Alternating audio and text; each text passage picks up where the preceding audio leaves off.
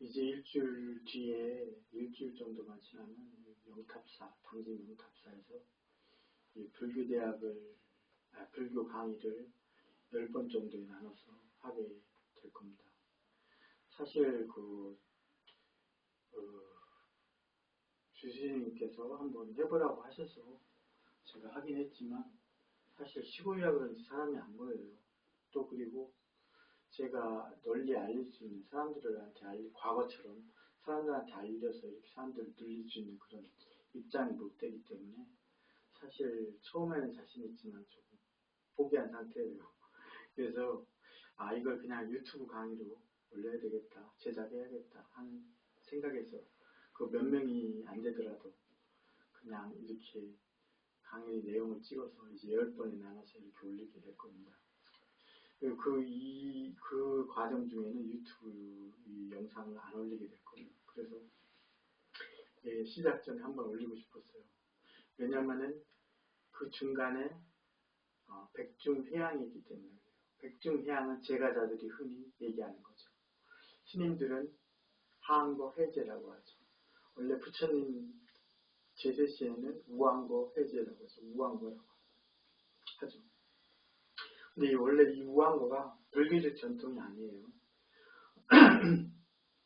그 당시 브라만들이 이 우안거라든가 이런 걸 안거를 했어요. 비가 많이 내려오고 그러잖아요. 그리고 위험하잖아요. 그렇기 때문에 거사들이 부처님께 청을 합니다. 이 우안거 중에는 스님들도 이렇게 한 곳에 모여서 이렇게 계시면 안 되겠느냐, 이런 청을 해서 부처님께서 그 청을 받아들이셔요. 그래서 이 우안거를 한 거예요. 그래서 이게 불교적인 개념은 아닙니다. 하지만 어쨌든 이 우안거를 하죠. 그리고 7월 보름날, 우리나라 기준으로 본다면 7월 보름날 우안거 회제를 하죠. 이 우안거 회제잖아요. 그러면 스님들한테 우안거 회제라고 하잖아요. 그리고 또 제가자들한테는 백중회양이라고 하잖아요. 그렇지만 역사적으로는 이게 굉장히 의미가 크게 담긴 날이에요. 그게 뭐냐면은 이 정도는 또 대부분의 스님들이 알고 있어요. 우리가 우안거 해제 전날 밤에 딱 모여서 다 대중들이 모이죠. 자자를 해요. 자기가 한철 살면서 대중들에게 허물이 있었던 것, 자기 스스로 허물이 있었던 것을 끄집어내게 가지고 참회를 드리게 돼요. 그것에 대해서. 그것 정도는 알고 있는 스님들이 좀 있어요. 아주. 다는 아니겠지만 좀 알고 있습니다. 근데 그거보다 더 중요한 일이 있거든요. 자자를 하고 난 다음에 우리가 해제하는 날을 무슨 날이라고 부르냐? 수세일이라고 불러요. 수세일.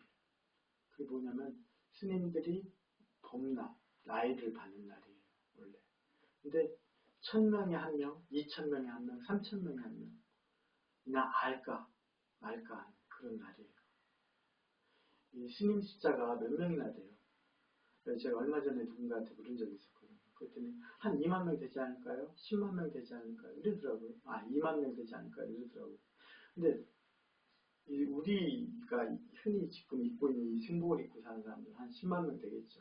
그 정도 될 겁니다. 대략. 근데 저는 되게 근본주의자고 원리주의자거든요.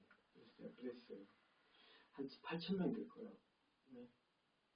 스님은 비구니를 통칭한 말이잖아요. 네? 구족계를 받은 사람이라고 해요. 그래서 구족계. 그럼 비구계에는 250가지의 계, 그리고 비구니는 348가지의 계죠. 그 계를 서약한 사람을 스님이라고 그래요. 그럼 그게 뭐가 필요하냐 이렇게 생각할 수도 있어요. 근데 그걸 계를 받는 종단이 지금 조계종밖에 없어요.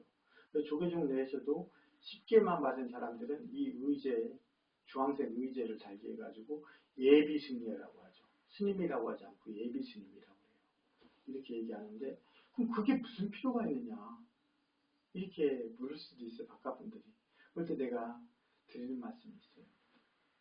우리가 서약을 한 데 있잖아요. 계를 지켜야 될 것을 서약한 데 있잖아요.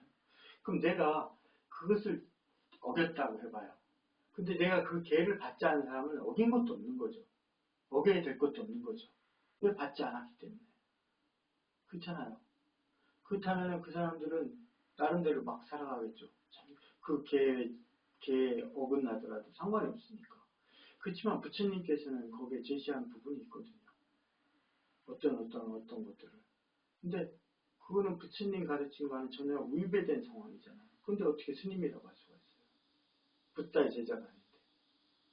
그렇기 때문에 스님이라고 칭할 수가 없는 거죠. 우리가 그 비구 250가지, 비구니 348가지의 계를 구족해야만이 스님이라고 부를 수 있는 거죠. 그래서 한 8,000명 정도가 돼요. 근데 우리나라 스님들 중에 2,000명에 한 명이나 그걸 알까 말까요. 거의 대부분이 모를 것 같아요. 7월 보름은 제가자에게는 백중해양일이라고 생각하고 스님들은 또 하한거 해제라고 할 수도 있겠지만 사실 승가에서는 가장 어떻게 보면 중요한 날이 가장 중요하다기보다는 중요한 날이 수세일 나이를 받는 날이 됩니다. 왜 수세일을 얘기하느냐 굳이 그럴 수도 있죠. 사실 그게 별로 중요하다고 생각하지 않을 수도 있어요. 일본은. 근데 그것은 우리의 뿌리거든요. 근간 뿌리. 우리가 부처님 시대로부터 살아왔던 그 행적이거든요. 그 뿌리가 없다면 그 근간이 없다면 우리 자신도 없는 거죠. 이미 형체가 사라졌으니까. 그런 것처럼 그건 중요시 여겨야 된다고 생각해요. 근데 오늘날에 우리의 삶이 그렇지 못하니까 우리가 감히 그것들을 논할 수 있을까 싶지만 제가 불교 강의를 통해서도 마찬가지일 겁니다. 제가 불교 강의 교재를 선택하면서 굉장히 많은 고민을 했어요. 이것들을 사실대로 얘기해도 될까? 안 될까? 이런 부분들을 가려서 내용을 갖추었습니다. 왜? 우리가 위배될 수 있으면서 살아가는 내용들도 있고 없고 하겠죠. 하지만 좀 수위가 좀 지나친 것들은 될 수 있으면 걸렀어요. 예전에 이제 제가 얼마 안 다니다가 스스로 자퇴를 했지만 여행고원 생활 잠깐 했을 때 그런 걸 했었죠. 우리가 이 4분율 3번복을 행사초 자지기를 번역작업을 했잖아요.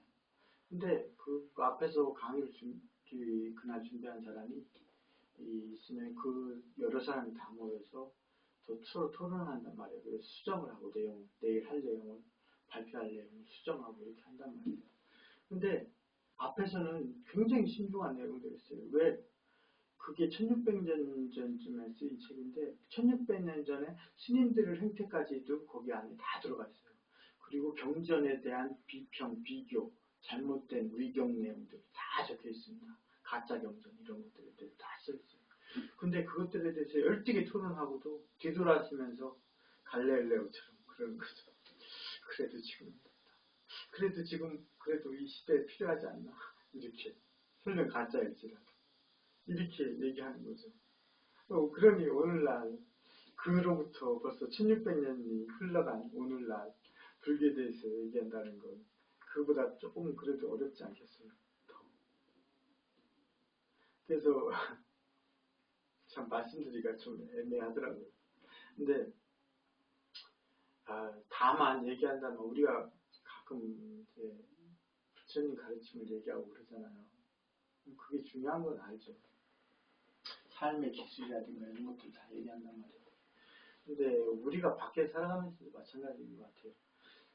혹시 친구분이나 누구나 과거에 옛날에 잘못된 행동을 같이 하자고 했을 때 같이 동조한 적은 없었는지, 또는 소중한 일이 있는데도 불구하고 별 볼일 없는 일 때문에 그것들을 미뤄둔 적은 없는지, 대부분 계속 그런 경험들이 조금씩은 다 가지고 있을 겁니다. 왜 그 얘기를 하냐면 우리 불교 가르침도 어떻게 보면 내용이 지루할 수도 있고 뭐 할 수도 있어요. 근데 정말 우리가 지금 이 정도의 삶 정도면 그나마 나은 거거든요. 좀 괴로운 일도 있잖아요. 10년, 15년쯤 지나서 이렇게 생각해보면 그땐 왜 그랬지? 이렇게 돌이켜볼 수 있는 정도의 문제예요. 우리가 그 정도의 극한 상황까지는 다다른 사람이 이 영상을 보고 있는 사람 중에서는 없을 거라고 생각해요. 근데 옛날에 이제 우리 주변에 꼭 동물들 이런 것들을 얘기하기 전에 사람만 놓고 봤을 때도 얼마나 악독한 사람이 많아요. 여태우가 자기 후궁을 자기가 같이 있던 그 후궁을 시기 질투해가지고 왕이 죽자마자 여태우를 사지를 다 잘라내고 눈을 멀게 해가지고 돼지우리에다가 똥을 먹이면서 키웠잖아요. 그런 것처럼 얼마나 끔찍한 일들이 많아요. 근데 우리가 그 상태에 이르면은 어떻게 해볼 방법이 없어요. 손을 쓸 방법이. 거기에서 달리 할 방법이 없어요. 그 상태에 이미 떨어져 버립니다. 근데 사람들은 그렇게 생각하지 않고 왜 이렇게 생각하죠? 지금만 듣고 봤을 때. 그런 점 때문에 제가 말씀드리고 싶다면 간절하게 살아야 되거든요. 부처님께서 말씀하신 게. 일일이 생각해보세요. 예전에 김선일인가 누군가 저 중동에 가서 목이 잘려가지고 죽은 사람 있잖아요. 근데 칼이 안 들어가서 썰렸잖아요. 근데 그 사람이 하지 말라고, 위험하다고, 가지 말라고 그렇게 했는데도 갔잖아요. 자기들은 뭐 사업차 갔다고 이렇게 얘기하지만 이게 핑계가 되나요? 가지 말라고 그렇게 했는데 갔잖아요. 그럼 자기들이 책임져야지. 근데 그 고통이 참 힘들거든. 근데 좋아, 그럴 수도 있지. 근데 내가 이 생에 이 지금 삶에서 그렇게 죽었어요. 그걸 딱 눈을 떠봤는데 다시 목이 쓸리고 있는 거야. 그걸 딱 또 죽었어요. 또 눈을 떴는데 또 쓸리고 있는 거야. 그걸 1000만 번, 억만 번, 10억만 번을 반복한다고 생각해보세요. 끔찍하겠죠. 마치 그럴 것 같아요. 우리가 나락으로 떨어지고 난 다음에는 다시 올라설 길이 없습니다. 거의. 왜냐하면 뭔가 나은 조건을 생성시켜야 되는데 그 조건을 생성시키는 힘마저도 없게 돼요. 그렇기 때문에 잘 살아야 돼요. 지금 힘이 있을 때, 여력이 있을 때 앞으로 나가려고 해야 돼요. 그래서 간절한 마음을 일으켜야 되는데 어떻게 일으켜야 되느냐.